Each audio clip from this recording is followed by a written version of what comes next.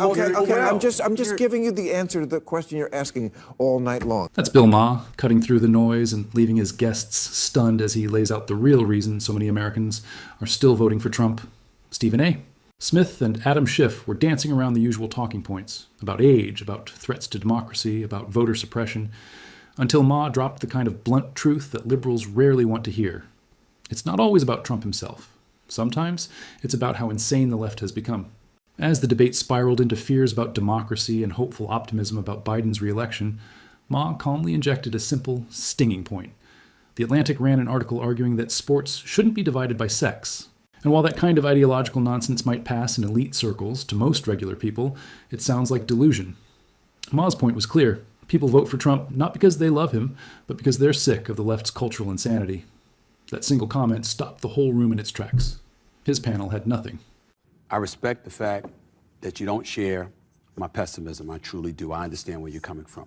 But I think that's part of the problem.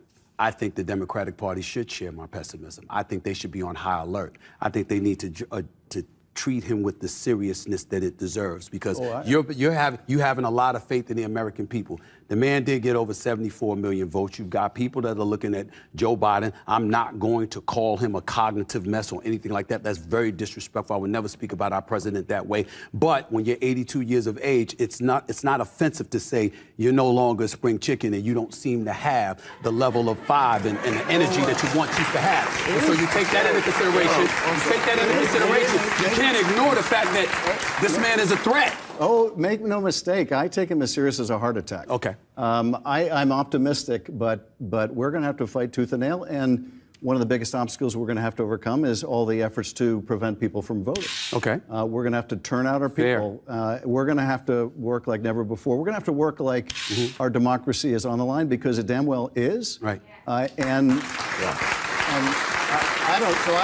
take this as serious as a heart attack. I'll just interject one thing into this discussion about Trump that we've been having all night. It was a question I was going to ask you. We ran out of time. Sure. The Atlantic put out an article last year, and it was called "Separating Sports by Sex Doesn't Make Sense." Right. And talked about how we separate sports like the WNBA just because it's just socialization. This is insane. I agree. Okay. That's why people vote for Trump. Because there's stuff like that on the left that people just go, I know Trump's horrible, but separating sports by sex makes perfect sense. And if you think it doesn't, you can't leave the country. But that's cutting off your nose to spite your face. Okay. I'm just giving you the answer to the question you're asking all night long. Why do they vote for Donald Trump? It's not always because they like him. No, it's because stuff like that is kookier. Yeah, Seth. It's not just cutting off your nose to spite your face. It's like choosing a babysitter who thinks your kid is a labradoodle over one with a few rough edges. What Ma said might have sounded simplistic, but let's be real. He's right.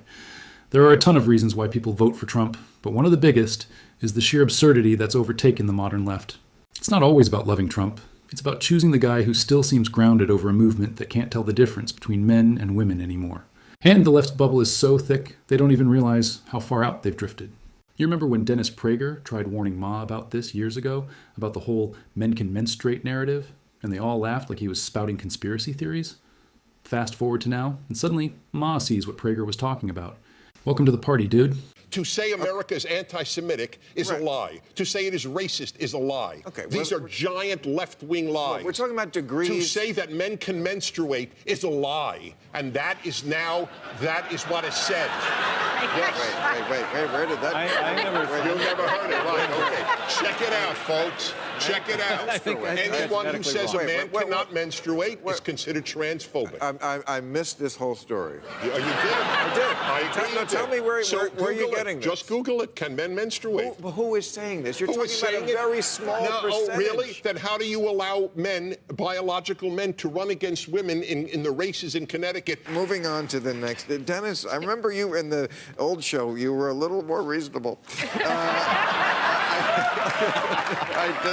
What did I say that wasn't unreasonable? You said that we think that men menstruate and no one does. We never even. Have you heard about it? I'm a doctor. I missed that one, I confess. And this is one of the premier reporters. He knows everything. These people are very. He's a doctor. Okay. He's one of the great. I would make a friendly bet that the LGBTQ normative statement is men can menstruate. And to Stephen A. Smith and Adam Schiff's points, Smith wants to act like he won't throw shade at Biden because he respects the office. But electing someone clearly unfit for the job and then pretending it's disrespectful to call that out, that's not reverence. That's denial. And Schiff, well, he trots out the tired narrative that Republicans want to suppress votes, like asking for ID is voter suppression. It's nonsense. Voter ID laws don't stop people from voting. They protect the integrity of elections. Full stop. It's laughable that Democrats think asking for ID is racist, as if black Americans can't figure out how to get one. That's not compassion, that's condescension. And if Smith really believes in common sense and self-respect, he should be furious at the implication. Because it's not just wrong, it's insulting. And speaking of contradictions, how does a guy like Stephen A., who claims to value debate, endorse a party that labels dissent as hate speech? If he's so confident Biden would annihilate Trump in a debate, why does the Democratic Party look like it's doing everything it can to avoid that exact matchup? You can't say Biden's sharp and commanding 1 minute, then blame a cold every time he malfunctions on camera. And let's be honest, Schiff being on television at this point is the real mystery. This is the same guy who promised for years that Trump was a Russian agent and came up with nothing. Yet somehow he's still paraded out as if his credibility wasn't nuked years ago.